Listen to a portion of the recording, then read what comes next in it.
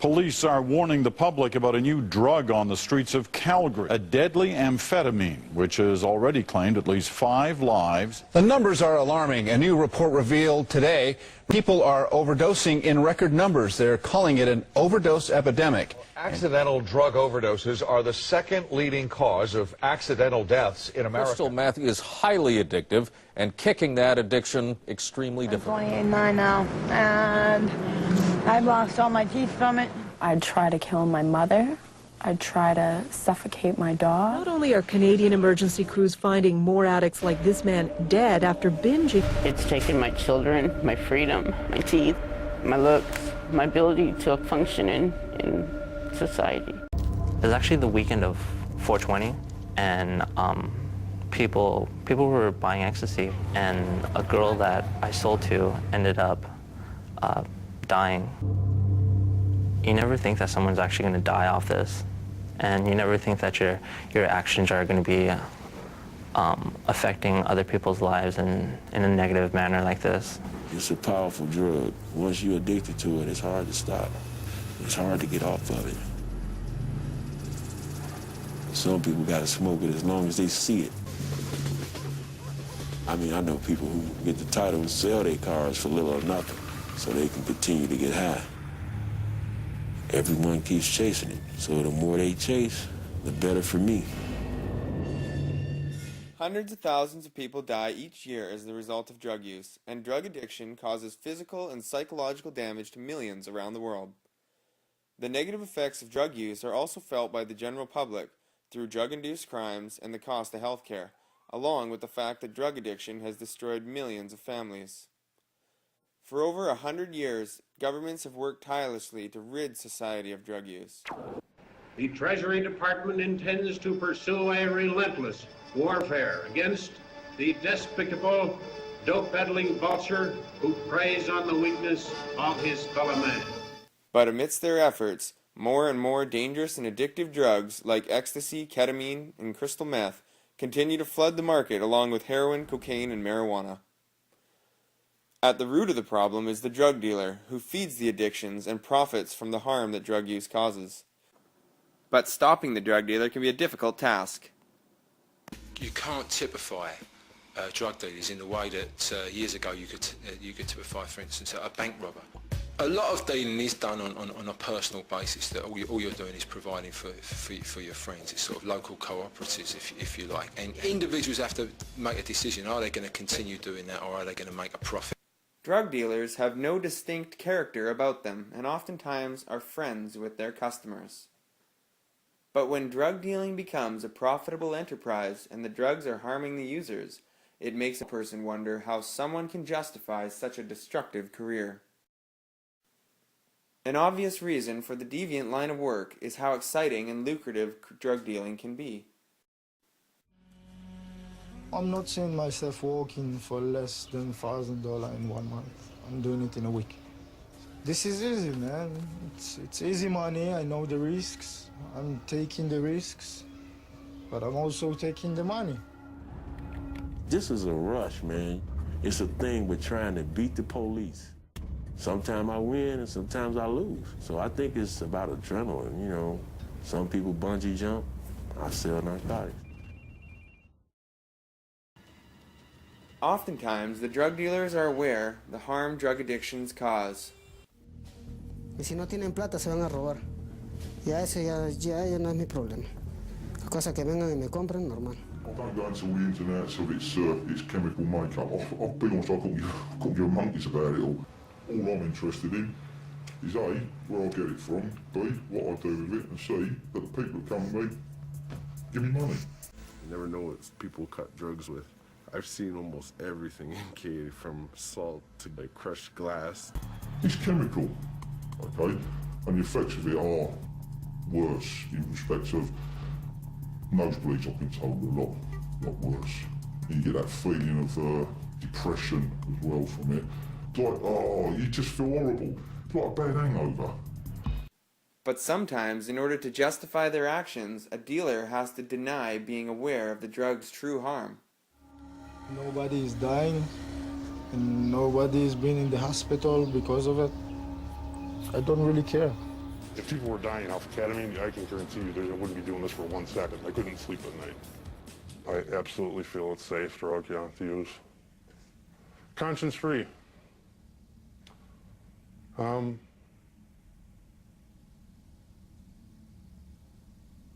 Yeah, I don't lose sleep over it. In order to normalize their deviant career, they will find a way to compare it to acceptable occupations.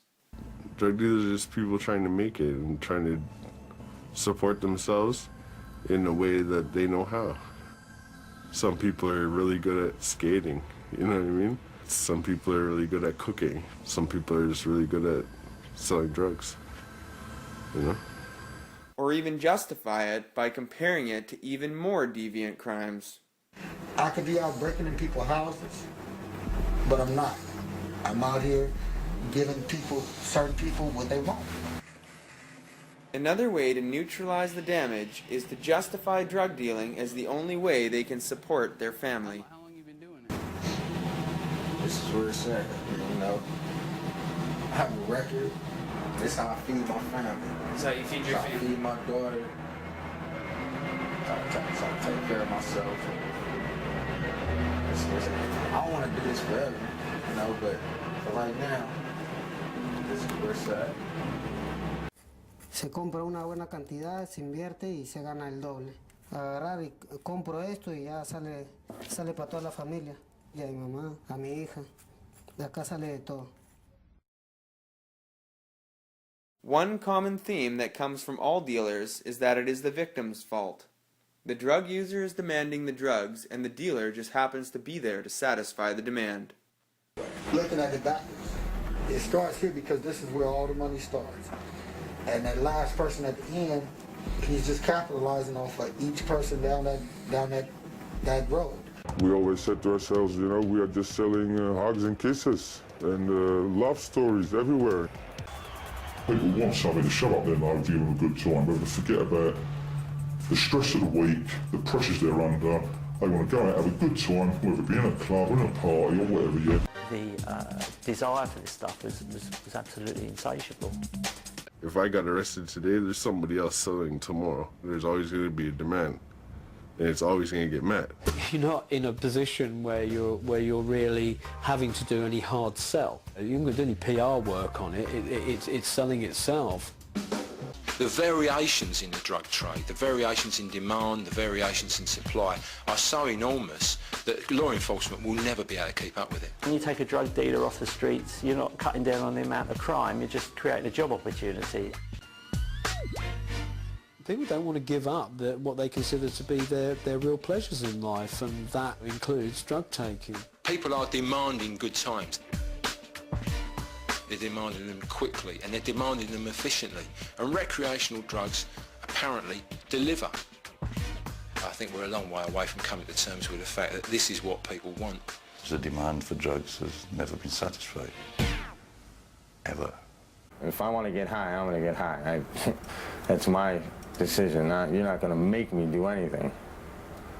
You know, jail, you do jail. And if you want to get high in jail, you can get high in jail. Addiction makes up a big part of the demand, but another large demand comes from the recreational user. The recreational user is a problem for drug policymakers. Recreational users account for nearly 90% of drug users in the world, according to the United Nations Office on Drugs and Crime. Oftentimes, recreational drugs are used to enhance the typical recreational pastimes. I'm a big raver, you know, I go clubbing quite a lot. I'm not really a bad person, I try to keep on the same side as the law.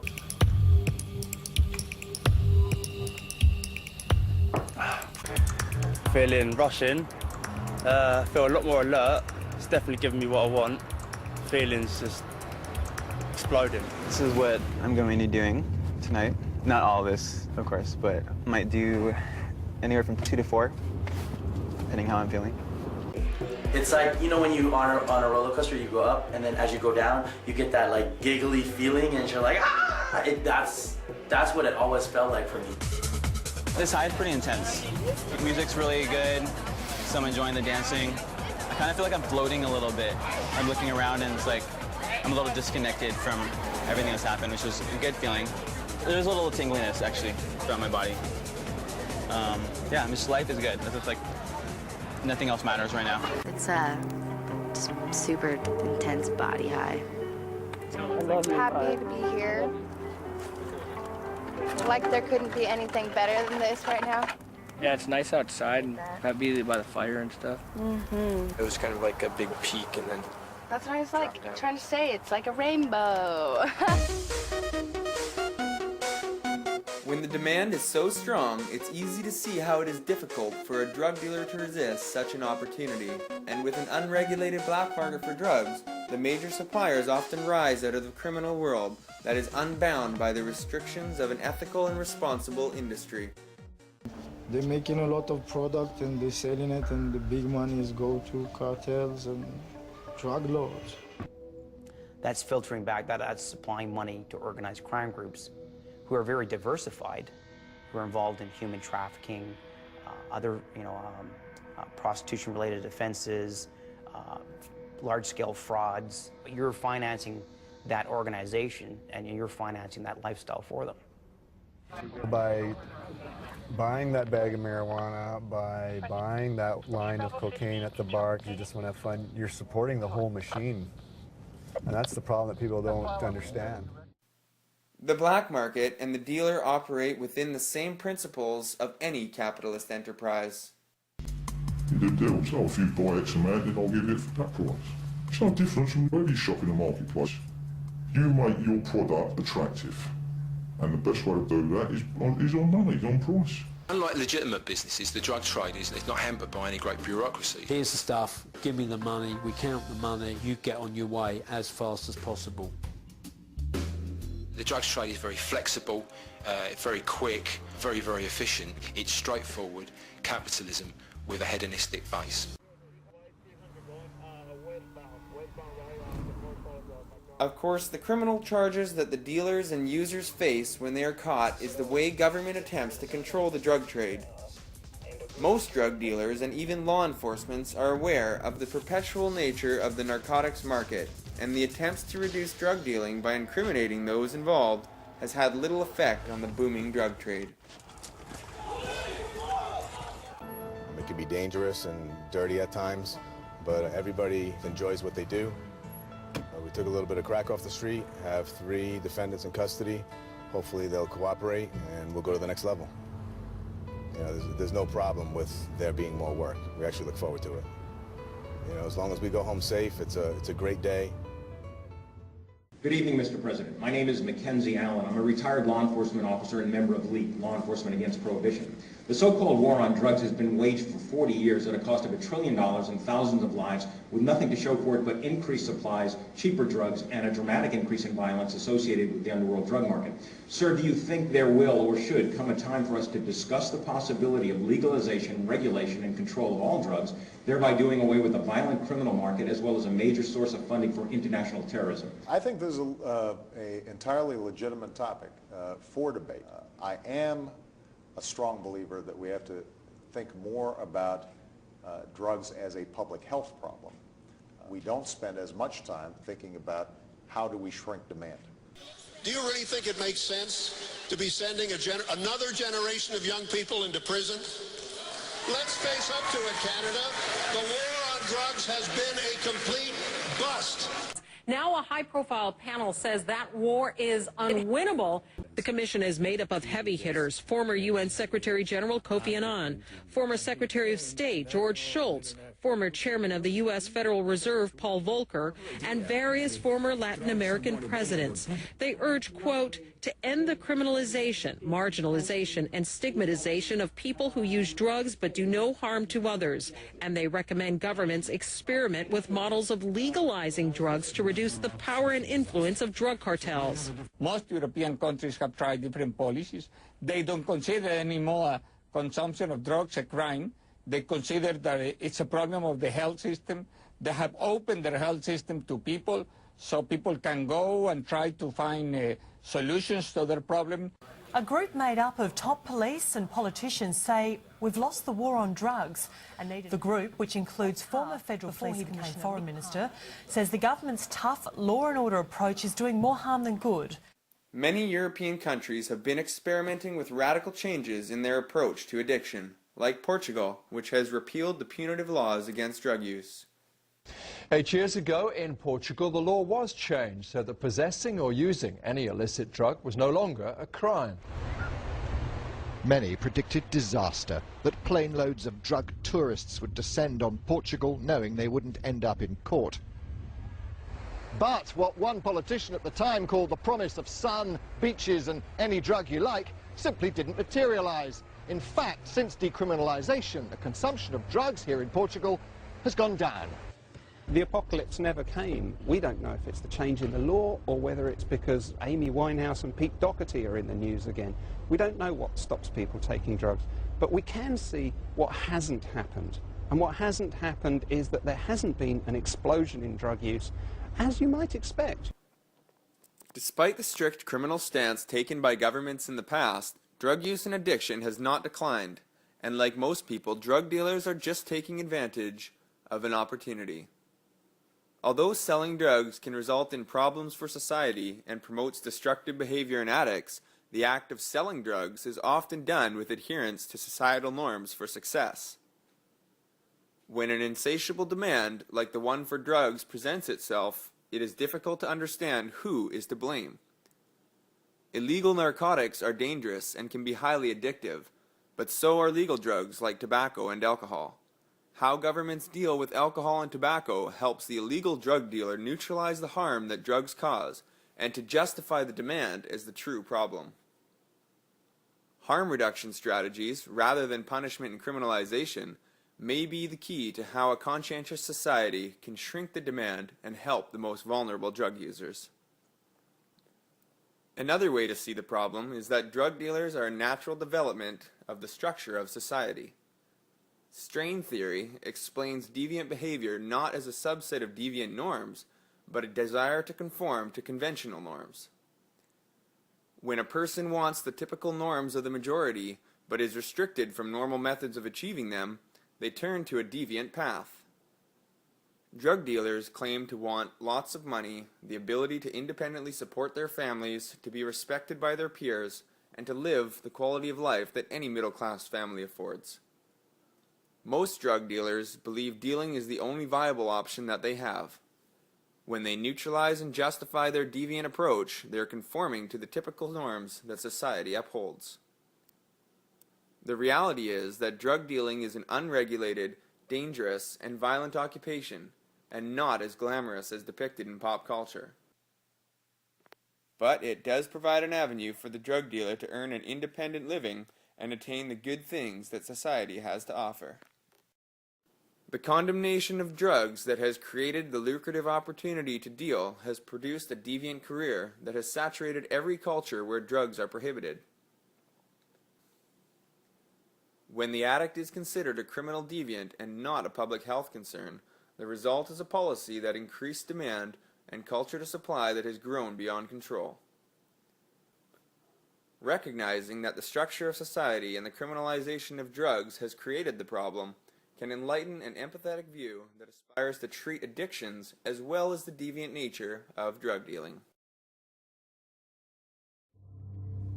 You never think that someone's actually going to die off this, and you never think that your actions are going to be affecting other people's lives in a negative manner like this. I could actually say that she was a friend of mine. I didn't want to step in on any toes by going to the funeral, but yet I also wanted to let her family know that, you know, that I was sorry. It was just hard. You see, it ain't my fault that I am this way. Just a crying in my box for I missed the day.